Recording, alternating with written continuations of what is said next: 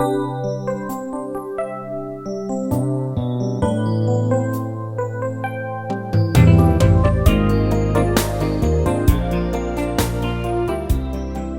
quiero invitarle, por favor, que incline su rostro. Vamos a dirigirnos al Señor en oración. Oremos al Señor.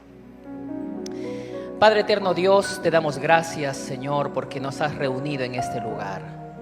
Después de haberte cantado, después de haberte adorado, Señor, después de haber proclamado con nuestros labios, Señor, respecto a tu grandeza, a tu majestad, tu poder y soberanía, queremos, Señor, en esta hora disponer nuestro corazón para recibir tu santa palabra. Abre, Señor, nuestro entendimiento. Ayúdanos, Señor, a ver claramente la enseñanza de tu palabra. Que podamos, Señor, poner en práctica en nuestras vidas. Que podamos ser renovados y transformados, Señor, con el poder transformador de tu palabra. Guíanos, Señor, siempre por el camino de la verdad. Tu palabra es la verdad. Gracias, Señor, te damos. En el nombre de Jesús. Amén y amén. Cuenta la historia que en un pueblo había un anciano que tenía un hijo joven. El anciano era pobre. Y sucede que hubo tiempo de sequía y de hambre. Y de repente un día llegó a la propiedad de aquel anciano un caballo salvaje que estaba por ahí buscando seguramente comida y donde tomar un poco de agua. Así que el hijo del anciano prontamente con unas maderas hizo una tranquera para que el caballo no se escapara. Era un hermoso ejemplar. Los vecinos se enteraron y fueron y le dijeron al anciano: oiga, usted sí que tiene buena suerte. Pero al día siguiente, el caballo, como ya estaba saciado, se había alimentado y había cobrado fuerzas, rompió esa puerta de maderas y se escapó para el monte. Y los vecinos se enteraron y le dijeron al anciano: ¡qué mala suerte! Al día siguiente, el caballo regresó, pero esta vez traía como 40 caballos, como que hubiera ido a pasarles la voz que ahí había agua y había comida. Así que se metieron los 40 caballos a la propiedad del anciano. Y esta vez el hijo aseguró muy bien la tranquera, la puerta, para que los caballos no se escaparan. Y los vecinos se enteraron y vinieron y le dijeron al anciano: oiga, usted sí que tiene buena suerte. Pero al día siguiente, el hijo quiso domar los caballos. Y entonces dijo: voy a empezar por el caballo líder, el que llegó el primer día. Y se montó en el caballo, pero como el caballo era salvaje, lo arrojó al suelo y seguramente lo pisoteó y le quebró la pierna. Y tuvieron que llevarlo al hijo al médico y lo entablillaron. Y los vecinos vinieron y le dijeron: oiga, usted sí que tiene mala suerte. Pero al poco tiempo, el país entró en guerra y todos los jóvenes tenían que ir a luchar. Y llegaron al pueblo y se llevaron absolutamente a todos los jóvenes, menos uno. ¿Quién se quedó? El joven entablillado, ¿no? Y los demás padres estaban tristes porque sus hijos, pues, seguramente iban a morir en batalla. Algunos regresarían, otros no. Y fueron y le dijeron al anciano. ¿Qué le dijeron? Usted sí que tiene buena suerte, ¿no? Bueno, ahí tenemos esa historia de la mala suerte y la buena suerte. Y hay gente en la vida y en el mundo que se maneja así. Que todo lo ve al azar, un asunto de suerte, sea buena o sea mala. Bueno, quiero contarles otra historia. Esta otra historia trata de un rey ateo, que tenía un sirviente creyente en Dios, que siempre le decía al rey, por cualquier situación adversa: Dios siempre sabe lo que hace. Esa era la frase de aquel sirviente. Bueno, un día el rey se fue con su sirviente de caza y fueron atacados por un león, y el sirviente, tratando de proteger a su rey, seguramente sacó una daga y mató al león, pero no pudo evitar que el león le arrancara un dedo al rey. Así que ensangrentados se volvieron al palacio y seguramente lo curaron. Y entonces el sirviente se acercó a su rey y le dijo: rey, Dios sabe lo que hace. Y eso al rey le molestó. El rey no solamente estaba triste porque había perdido su dedo, sino que le molestó la respuesta de su sirviente. ¿Por qué Dios no evitó mejor que se comiera ese dedo? En ese momento, el rey, como estaba molesto, decidió meterlo a la cárcel, al sirviente. Y poco tiempo después, el rey decidió ir a cazar nuevamente, pero esta vez se fue solo. Y fue capturado por una tribu de gente salvaje, que eran caníbales y que hacían pues sacrificios humanos. Y se lo llevaron al rey para comérselo, pero antes encomendaron al sacerdote del grupo caníbal para que lo ofreciera en un altar. Y lo desvistió totalmente y lo puso en el altar. Pero al revisarlo, notó que le faltaba un dedo. Y dijo: este hombre no puede ser un sacrificio a nuestro Dios porque está incompleto. Entonces le devolvieron su ropa y le dieron libertad. Y el hombre llegó al palacio feliz, contento, porque no lo habían matado. Y dijo: mi siervo tiene razón, Dios sabe lo que hace. Y lo mandó sacar de la cárcel y lo abrazó y le contó y le dijo: tú tenías toda la razón, mira, ve, Dios siempre sabe lo que hace. Pero hay algo que me intriga, le dijo el rey al siervo. Si tú eres creyente en Dios, un fiel sirviente de Dios, ¿por qué Dios consintió que yo te metiera en la cárcel? Explícame. Y el siervo le dijo: rey, ¿no se da cuenta? Si usted no me hubiera metido a la cárcel, los dos hubiéramos ido de casa. A usted le hubieran dado libertad por falta de su dedo, pero a mí me hubieran sacrificado. Pero por cuanto usted me metió en la cárcel, usted está vivo y yo también. Porque Dios siempre sabe ¿qué? Lo que hace. Y aquí tenemos, hermanos, estas dos historias de gente que cree que todo es cuestión del azar y de la suerte, y de otra gente que atribuye toda circunstancia de la vida, sea buena o sea mala, a la dirección de Dios. Amados hermanos, siguiendo con la serie ¿Quién es Dios?, en esta noche toca el 12º mensaje, cuyo título es Dios es providente. Hay un hermoso versículo en la palabra del Señor que está en Romanos capítulo 8, 28, que dice así: y sabemos que a los que aman a Dios, todas las cosas les ayudan a bien. Esto es, a los que conforme a su propósito son llamados. Todas las cosas ayudan a bien. Otras versiones traducen como la NBI, como la Dios habla hoy, que Dios dispone las cosas, que Dios prepara o dirige todas las cosas. No es una cuestión de suerte que el rey haya perdido su dedo. Dios es providente. ¿Qué quiere decir? Aunque esta palabrita no está en la Biblia, como la palabra Trinidad no está en la Biblia, pero es una doctrina que abarca varios aspectos del obrar de Dios. En una frase corta y sencilla, la providencia se define, como bien lo dice Luis Berkhoff, la provisión que Dios hace para los fines de su gobierno y para la preservación de todas sus criaturas. La raíz del significado de la palabra providencia viene de prever, que es una palabra compuesta que significa ver de antemano. También significa proveer. Y en ese sentido los hombres, los seres humanos, los varones, los jefes de hogar, también son providentes, porque hacen provisión para su hogar. Preparan, reúnen lo necesario, suministran lo que es conveniente para el bienestar de su familia. Sin embargo, la providencia de Dios va mucho más allá de lo que significa el solo acto de proveer. Una definición más amplia y mucho más completa y mejor elaborada de lo que significa la providencia de Dios lo elaboraron los ministros de Westminster en el siglo XVII y lo vamos a leer.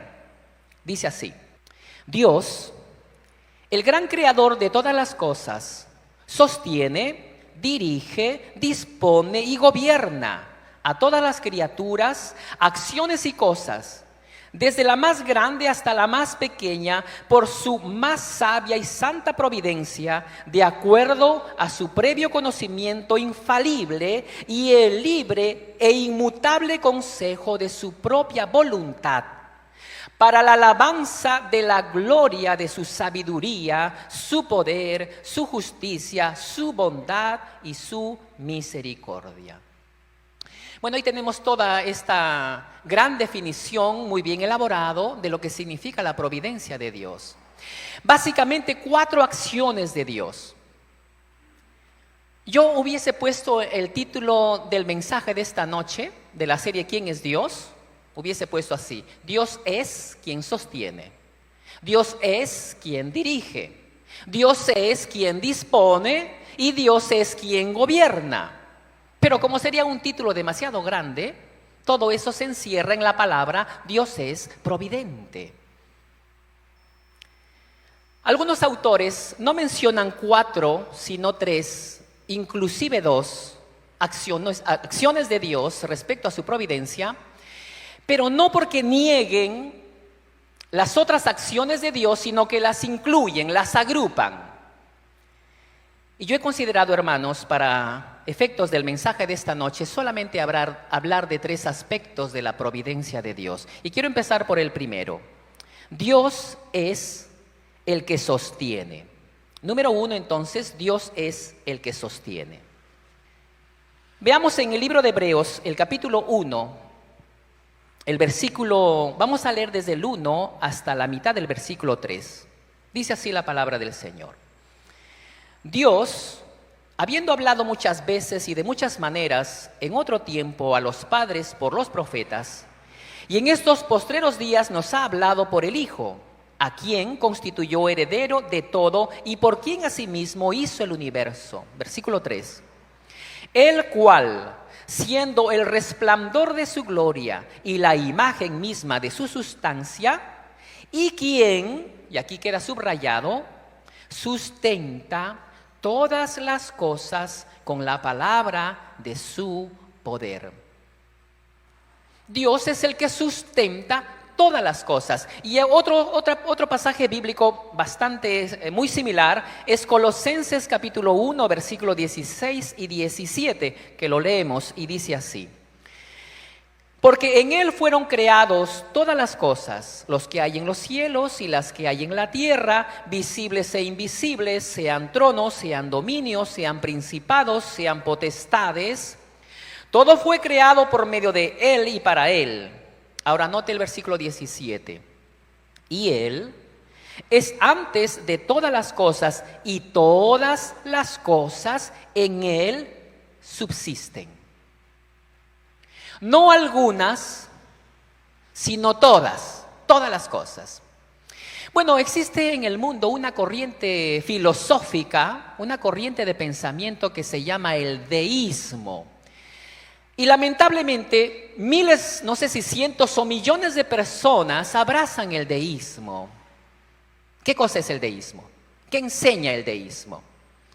El deísmo enseña de que aunque existe un Dios creador, ese Dios ha abandonado su creación. Es decir, no niegan que haya un Dios. Ellos razonan y dicen, no puede ser que el universo haya surgido de la nada, tiene que haber un creador. Admiten que hay un creador. Pero lo que manifiestan es de que este creador que hizo el universo y que dio la vida, ha abandonado su creación. Y junto a esta corriente filosófica se une muy de la mano otra corriente filosófica que se llama el humanismo. Y el humanismo proclama que es el hombre y solamente el hombre el que es capaz de resolver todos sus problemas. Es el hombre que ha triunfado en la ciencia y en la tecnología. Es el hombre que ha llegado a la luna. Es el hombre que ha enviado sus satélites, porque el hombre puede hacer todo. Entonces, este humanismo sí declara que hay un Dios, pero que Dios ha abandonado toda su creación. Pero hermanos, la palabra de Dios, la Biblia, nos enseña que Dios no ha abandonado su creación. sino que Dios sustenta y sostiene de manera providencial todas las cosas, desde lo más pequeño hasta lo más grande. Desde nuestros cabellos, por ejemplo, no se me cae un cabello a menos que Dios no lo permita, y ya ha permitido mucho. Y no cae un ave o un pájaro del cielo a la tierra, no cae a tierra sin el conocimiento de Dios. Y para decirlo más exactamente, sin el permiso de Dios o sin la dirección de Dios.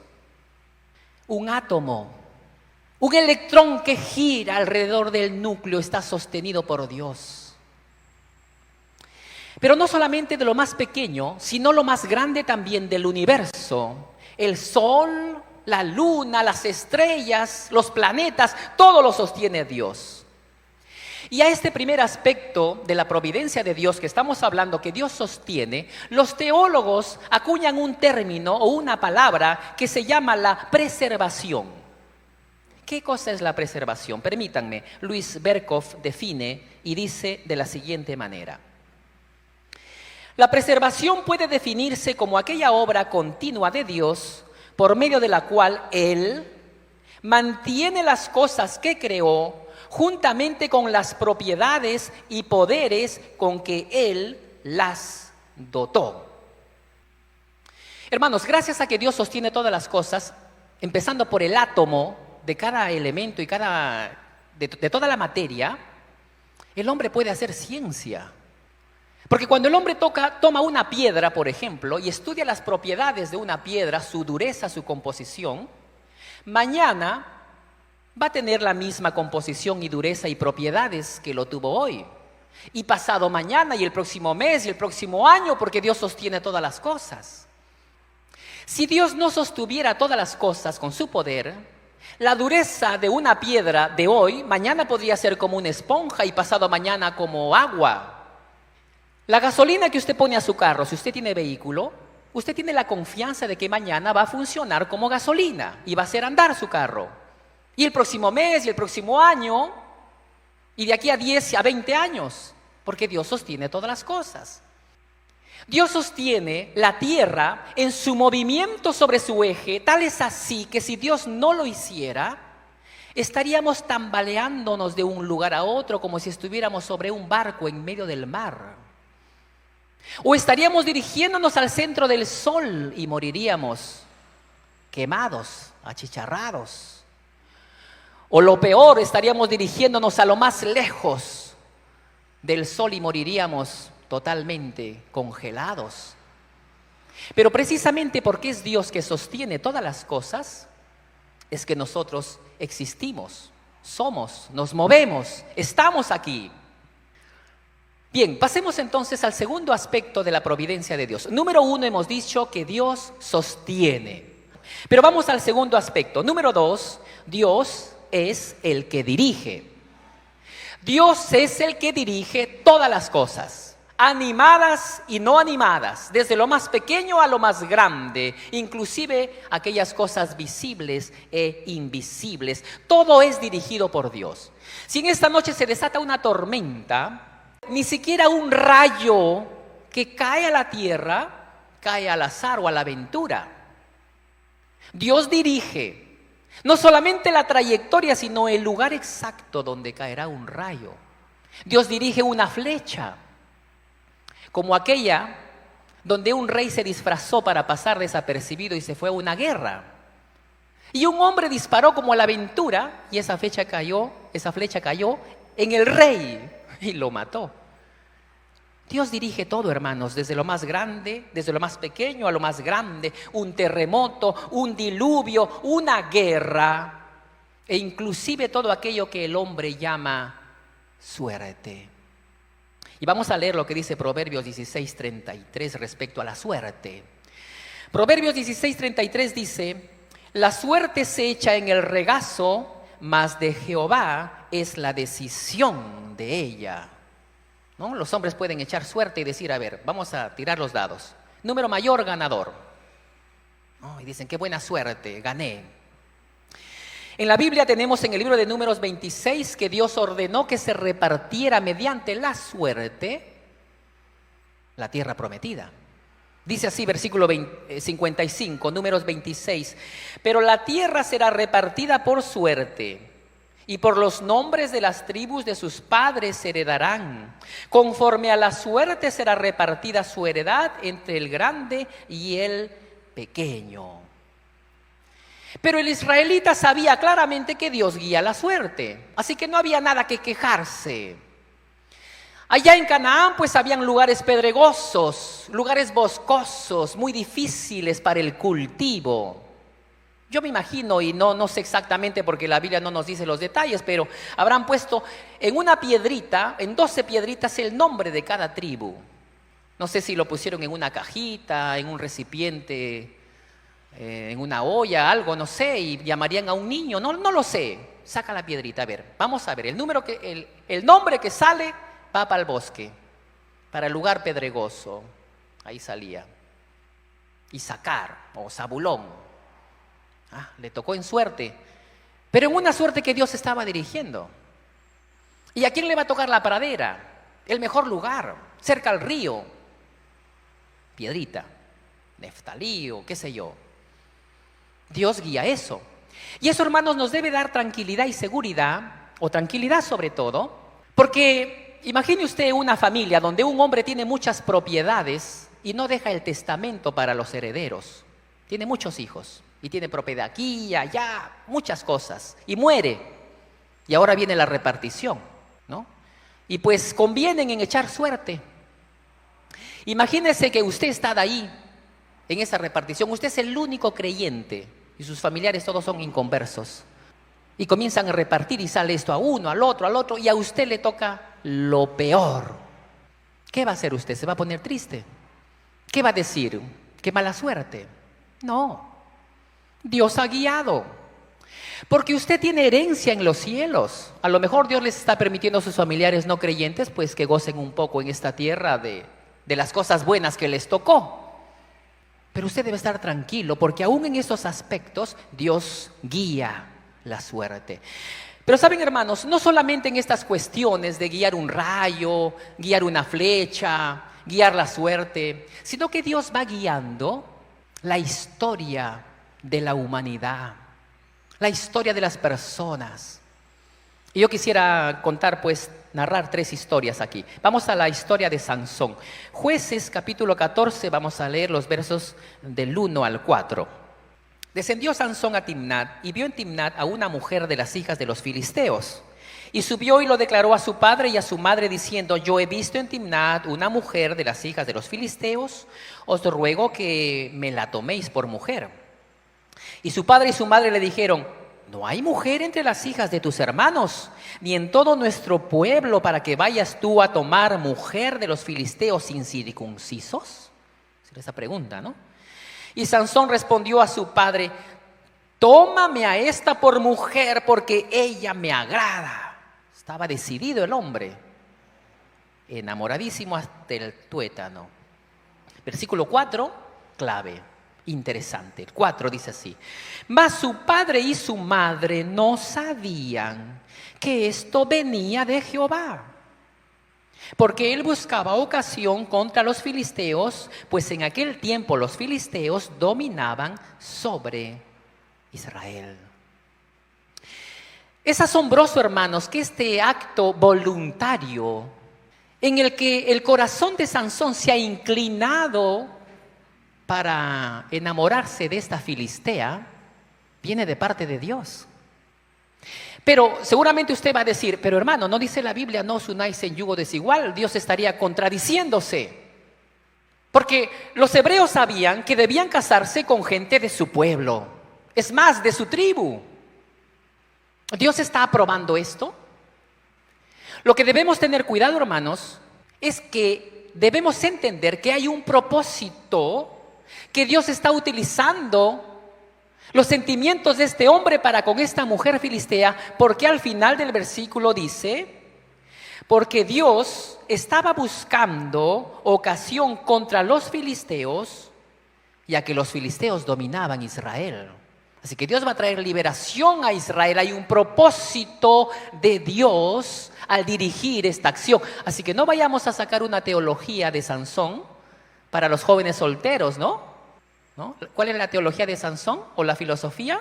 En busca de la filistea. Y hay jóvenes que van y traen filisteas, dicen, yo soy como Sansón, dice, Dios me ha guiado. No, hermanos, cuidado, no es así. ¿Ya? Usted sabe cómo terminó Sansón, ¿no? Sin ojos, objeto de burla y escarnio. Finalmente tuvo una muerte trágica, murió joven. No llegó al final de sus días. Dice la palabra de Dios, honra a tu padre y a tu madre para que te vaya bien y seas de larga vida sobre la tierra. Sansón no llegó a días a mayores años. Sus días fueron cortos, no honró a sus padres, hizo lo que quiso. Entonces, tengamos mucho cuidado. Pero vamos a la historia que Dios dirigió la historia de Sansón. Vamos a otra historia. No voy a leer, pero usted y yo, los que estamos haciendo el devocional, los retos diarios, ya hemos terminado hace poquito de leer el libro de Ruth. ¿Le encantó o no? Lindo, ¿no? Hay partes donde uno derrama lágrimas, qué bonito. Es que Dios dirige la historia, pero la historia empieza triste. Empieza que había hambruna. Y por causa de la hambruna, pues, Noemí con su esposo y sus 2 hijos van a Moab.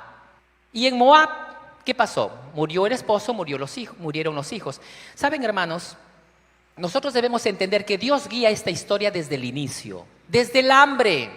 No dice una cita bíblica de Deuteronomio 8:3, no está en el proyector, dice, y te afligió y te hizo tener hambre. Es decir, Dios también envía hambre.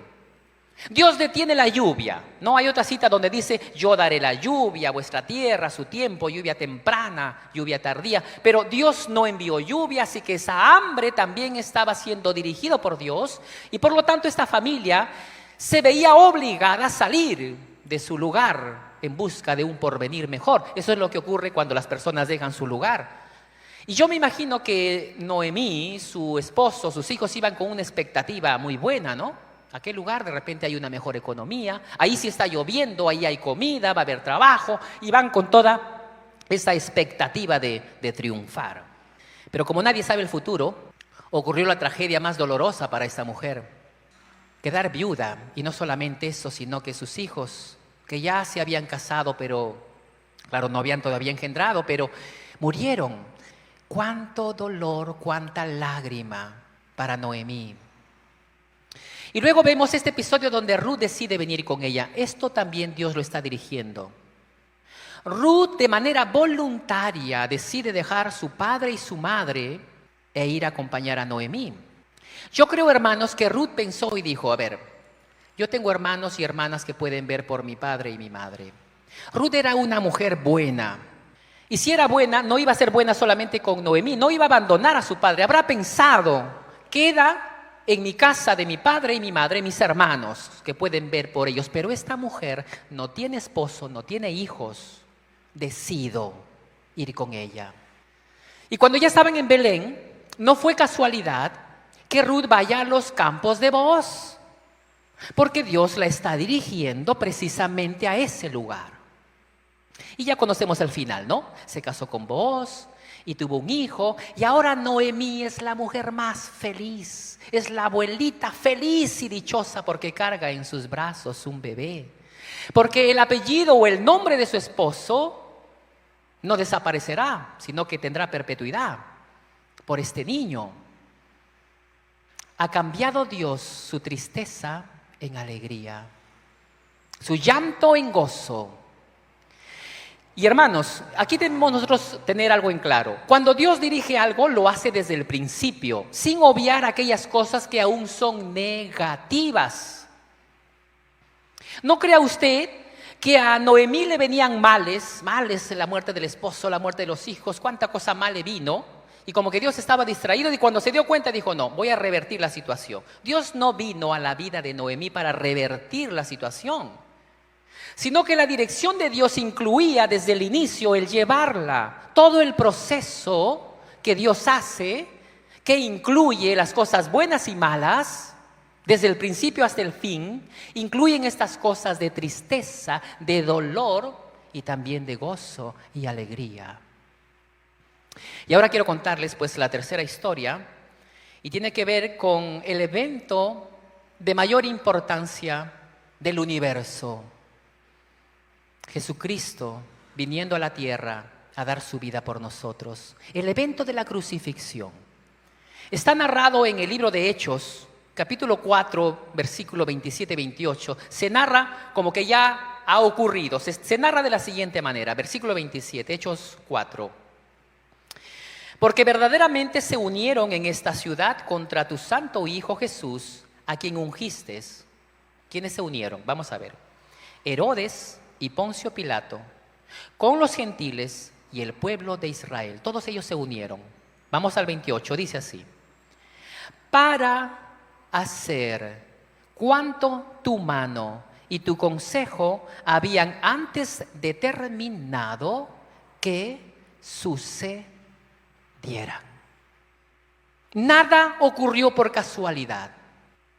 Todos estos actores, elementos que se juntaron, que se unieron, Herodes, Poncio Pilato, los gentiles, todo Israel, estaban obrando, siendo dirigidos y encaminados por Dios mismo para que se cumpliera exactamente lo que estaba de antemano determinado. Porque así es Dios quien va dirigiendo el curso de la historia. Así que la historia de nuestra salvación, el sacrificio de Cristo, no solamente fue planificado antes de la fundación del mundo como un evento que sucedería, no, sino que todos los elementos alrededor fueron dirigidos por Dios, uno a uno. Este segundo aspecto de la providencia de Dios, mis amados hermanos, los estudiosos, los teólogos llaman concurrencia, lo llaman de esta manera. ¿Qué es la concurrencia? Voy a leer dos definiciones, una de Louis Berkhof y otra de Gruden. Berkhof dice así respecto a la concurrencia. Recuerde que concurrencia tiene que ver con que Dios dirige. La concurrencia puede definirse como la cooperación del poder divino con los poderes subordinados de acuerdo a las leyes preestablecidas para su operación, haciéndolas actuar y que actúen precisamente como lo hacen. Suena como un trabalengua, ¿no, hermanos? Un poco complicado ahí, muy técnico la definición, pero más me gusta la definición de Gruden. Gruden, de una manera un poco más simple y más clara, dice de la siguiente manera: Dios coopera con las cosas creadas en toda acción, dirigiendo sus propiedades distintivas para hacer que actúen como actúan. Amados hermanos, esto quiere decir que la dirección de Dios es mucho más allá y más compleja de lo que nos podemos imaginar. Esta cooperación de Dios, es decir, se une el accionar de Dios con el accionar del hombre. Ahí está, coopera, se fusiona, se une. Porque el hombre va a actuar de manera libre y voluntaria, pero Dios va a guiar las acciones del hombre. A eso se le conoce como coopera. Sin embargo, hermanos, esto no quiere decir que Dios coopera en un 10% dando un empujoncito, como que Dios le diera un empujoncito a Sansón, ¿no? Y Sansón puso el 90% de su pasión y su amor y su romanticismo para con esta mujer. No, no es así.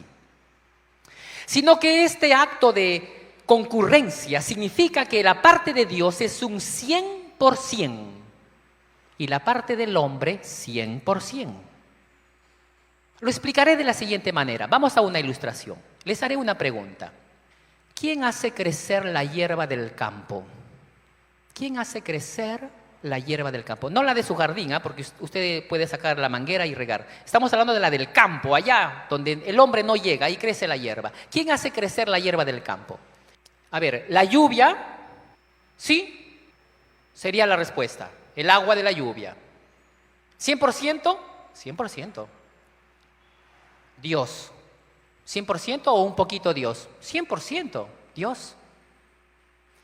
Porque la lluvia y también el sol, la energía del sol, el calor del sol, los nutrientes de la tierra, el aire, todo esto contribuye para que crezca la hierba en un 100%. A esto se le conoce como segundas causas o causa secundaria, que el hombre puede ver, que el hombre puede estudiar. El hombre ve la lluvia, ve la tierra, ve el sol, puede estudiar todo esto. Pero también quien hace crecer la hierba es Dios al 100% y se le denomina la causa primaria. Porque 100% Dios Hizo el sol y la lluvia y las nubes y el viento y la tierra y los nutrientes y la semilla para que cuando reciba esta agua crezca. Así que Dios puso 100%. Eso es concurrencia. Pero hermanos, no solamente con la hierba del campo, no solamente con la historia de Sansón, no solamente con una flecha, sino que la concurrencia tiene que ver con las acciones libres de los hombres. Y aquí, hermanos, yo tengo que leer lo que Grudem dice. Y me pareció, cuando lo leí, bastante interesante, sorprendente a la vez, sorprendente. Dios hace que todas las cosas sucedan, pero lo hace de tal manera que mantiene la facultad que tenemos de tomar decisiones voluntarias, responsables, que tienen resultados reales y eternos y de las cuales se nos considera responsables. Sigue diciendo Grudem, la Biblia no nos explica exactamente cómo Dios combina su control providencial con nuestras decisiones voluntarias y significativas. Y sigue. Pero en lugar de negar una o la otra, simplemente porque no podemos explicar cómo ambas pueden ser verdad, debemos aceptar las dos en un intento de ser fieles a la enseñanza de toda la Biblia. Porque la Biblia, hermanos, enseña claramente que el hombre es libre y responsable de sus acciones. Sansón libremente se enamoró. Herodes, Pilatos, libremente accionaron como hicieron lo que voluntariamente lo hicieron. Pero la Biblia también enseña que Dios dirige estas acciones. Una analogía sobre una obra literaria nos ayuda a comprender esto. ¿Cómo así? Pues Shakespeare escribe una obra literaria. Él es el autor de la obra Macbeth. En la obra literaria, Macbeth mata a un rey, el rey Duncan, el rey de Escocia. Bueno, pregunta, ¿quién mató a Duncan? Macbeth. Por tanto, Macbeth es culpable. Por tanto, Macbeth es un asesino y por tanto es responsable de sus actos y tiene que pagar por el crimen. ¿Eso es verdad o no es verdad? Verdad. Pero también es verdad decir que quien mató al rey Duncan fue William Shakespeare. Porque William Shakespeare escribió. Es el autor de la obra, quien puso el guión, que Macbeth matara al rey Duncan. ¿O no? Sin embargo, Shakespeare no irá a la cárcel. Quien irá es Macbeth. Nos ayuda un poco a entender esto. Y la vida de Jonás. Vamos a una porción bíblica. Recuerde usted a Jonás. Jonás ha huido de la presencia de Dios y está en el barco. Y ese barco está en medio del mar y hay una tormenta. Y el barco está pues por desarmarse y todos van a morir. Y Jonás está durmiendo y han ido a despertarlo y ha declarado que él es siervo de Jehová y que es por su causa. Es más, les ha dicho, échenme al mar, échenme. Y los marineros no lo quieren echar al principio, comienzan a botar los enseres, comienzan a alivianar el barco, no quieren echarlo a Jonás. Pero al final toman la decisión y lo hacen. Vamos a leer Jonás capítulo 1, versículo 15. Y tomaron a Jonás y lo echaron al mar y el mar se aquietó de su furor. Pregunta, ¿quiénes echaron a Jonás en el mar? Los marineros. ¿100%? 100%. Pero cuando avanzamos, hermanos, al capítulo 2, versículo 3, vamos a leer Jonás 2:3, dice así. Jonás está hablando en el vientre del pez, dice, me echaste a lo profundo en medio de los mares y me rodeó la corriente. Todas tus ondas y tus olas pasaron sobre mí. Jonás está en el vientre del pez y está hablando con Dios. Me echaste a lo profundo. Pregunta, ¿quién echó a Jonás en el mar? Dios. Ahora bien, hermanos, la Biblia simultáneamente nos hace ver que los hombres, los marineros, tomaron una acción voluntaria, pero que Dios estaba dirigiendo esa acción.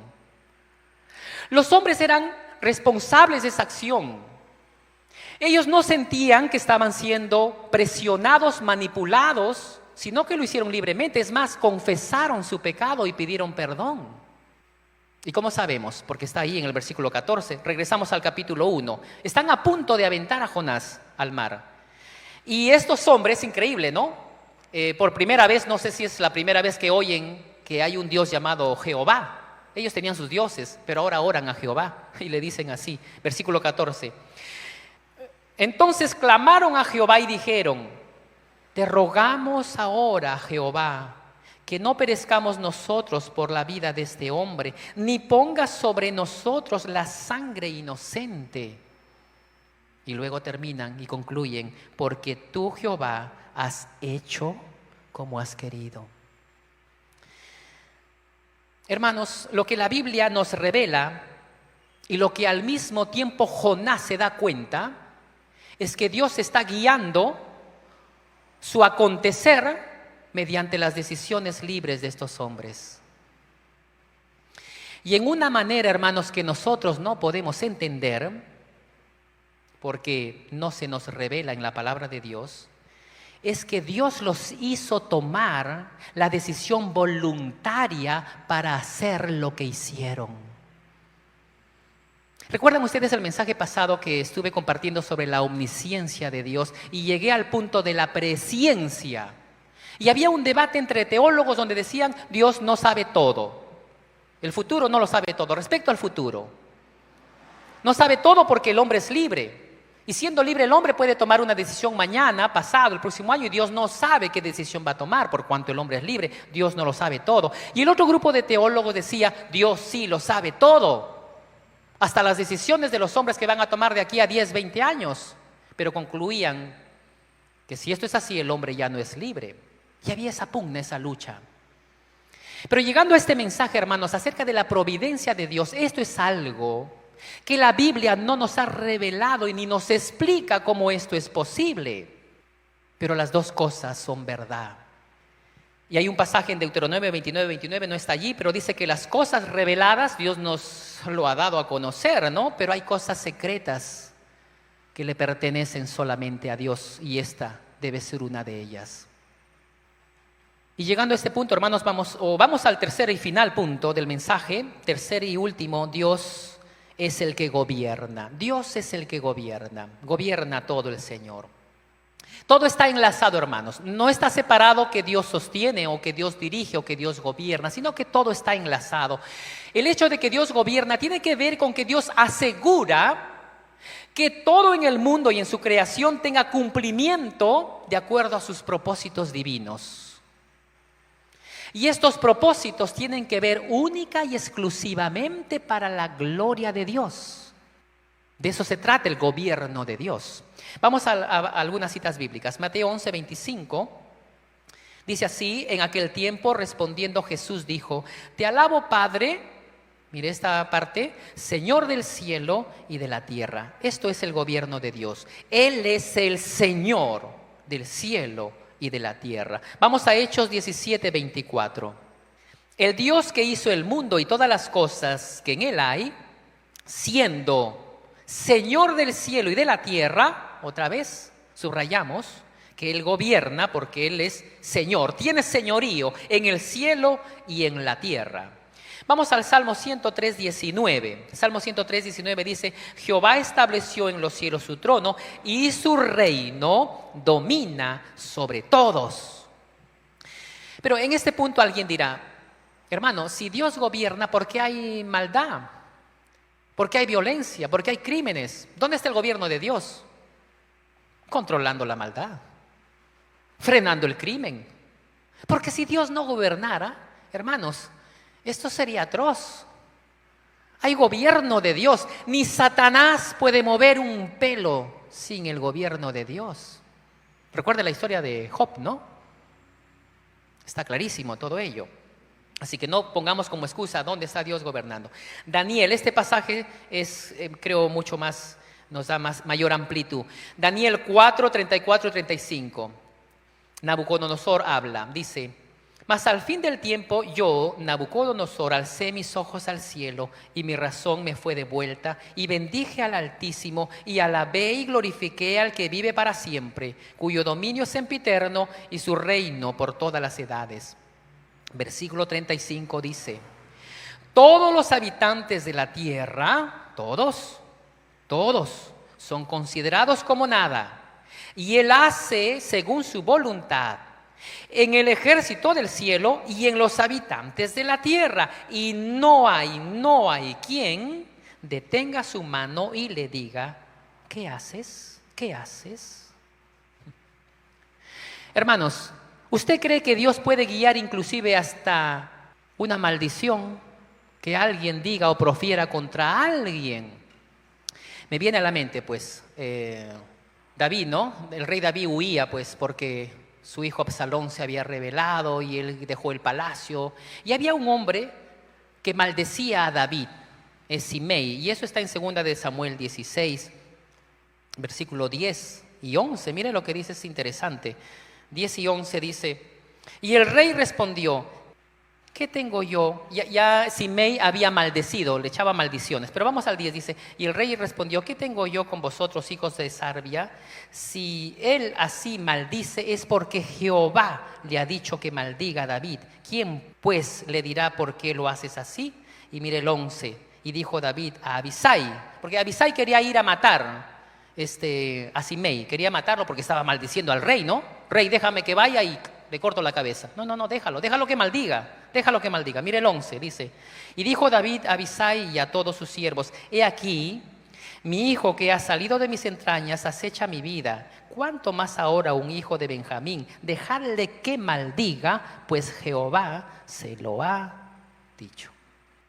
Y hermanos, tengo que decir, hermanos, y no se olvide de esto: tenemos que tener cuidado en no caer en dos peligros con este mensaje. Porque si interpretamos mal la providencia de Dios, que Dios dirige aún las acciones como esta, podemos llegar a una conclusión equivocada y errada y actuar y proceder mal en la vida.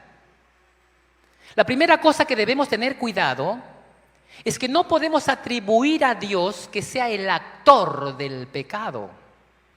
Dios no se deleita en el pecado, a Dios no le fascina la maldad. No es un Dios sádico que promueve o que incita, por ejemplo, a que Noemí haya perdido a su esposo y a sus hijos. Eso no le divertía a Dios. No caigamos en ese error. O que este hombre maldijera a David. Porque si cometemos ese error, usted diría: bueno, entonces mis actos malos y pecaminosos vienen de Dios. Falso. La Escritura dice que nadie puede decir cuando es tentado que es tentado por parte de Dios. Porque Dios no es tentado por el mal ni Él tienta a nadie. Así que, primera cosa que hay que tener cuidado: no podemos atribuir a Dios ser el autor del pecado y la maldad. Porque la Biblia en ninguna parte, desde el Génesis hasta el Apocalipsis, pone a Dios como responsable del pecado. Así que tengamos nosotros cuidado con esto. Y la segunda cosa, hermanos, la segunda advertencia que debemos evitar es caer en el fatalismo. ¿Qué es el fatalismo? ¿No? Si llegamos a una conclusión equivocada, podríamos caer en el fatalismo.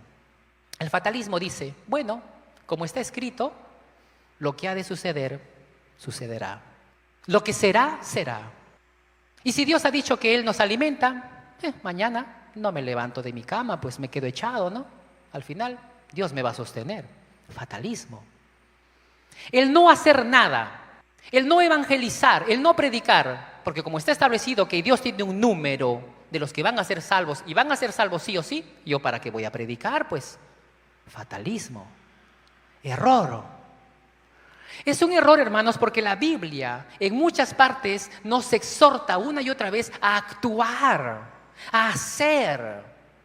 Ruth hizo, Ruth acompañó, Ruth dijo: me voy al campo, me voy a recoger las espigas. Trabajó duro, no era fatalista. La Biblia misma nos dice en Efesios 2:10: porque somos hechura suya, creados en Cristo Jesús para buenas obras, las cuales Dios preparó de antemano para que anduviéramos en ella. ¿No dice la Biblia: mira la hormiga, trabajadora, ¿no? Recoge para el invierno, la hormiga. Nosotros, hermanos, tenemos que andar, hacer. Mira las aves, Dios las alimenta, pero el ave sale a buscar su comida. Claro, hay momentos que debemos estar quietos, porque no todo es afán, no todo es yo, sino que Dios también dice, estad quietos y ver la salvación del Señor. El que sabe hacer lo bueno y no lo hace, es pecado. Así que no actúe con esta filosofía del fatalismo. Hay que hacer. Hermanos, quisiera que oremos. Vamos a orar. Vamos a dar gracias al Señor por su palabra. Y ahí, inclinando su rostro, quiero decirle a usted, mi querido hermano, hermana, o también a aquella persona que nos visita por primera o segunda vez. No sé cómo ha sido la historia de tu vida. A lo mejor te han maltratado, has sido atormentado, has sufrido, ha habido dolor en tu vida. Bajo la providencia de Dios, Dios dirige tu vida, la historia de tu vida. Aún en aquellas cosas malas que te acontecieron, Dios tenía el control. Y como dice Romanos 8:28 que hemos leído al inicio, y sabemos que a los que aman a Dios todas las cosas les ayudan a bien. Esto es, a los que conforme a su propósito son llamados. Si tú no tienes a Cristo en tu vida y han pasado 1000 cosas que te han causado dolor y tristeza, yo te invito que vengas a los pies de Jesús. Si bien es cierto, y como lo dije la vez anterior, nadie puede venir a Cristo a menos que el Padre lo traiga a Él. Pero también te digo que tú tienes que venir. Eres responsable de venir. Porque si tú rechazas al Hijo de Dios, esto es la tragedia más grande. La tragedia más grande en tu vida no es el dolor o el sufrimiento que has vivido. La tragedia más grande sería rechazar al Salvador, a aquel que ha escrito en su palabra que en aquel día glorioso, cuando estemos en las moradas eternas, Él enjugará toda lágrima, todo dolor o todo lo que hayas pasado en tu vida.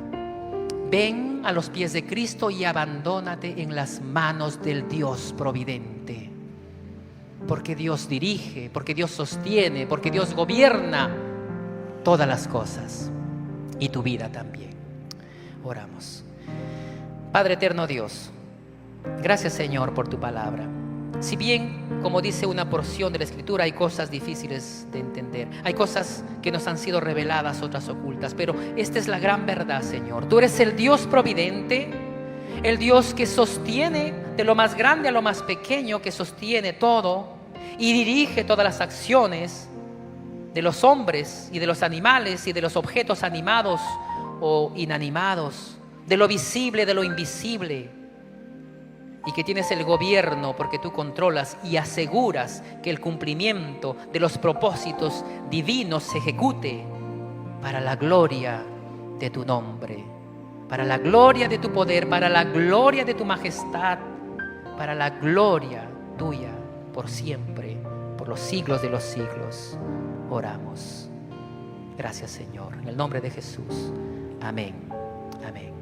Dios los bendiga, hermanos.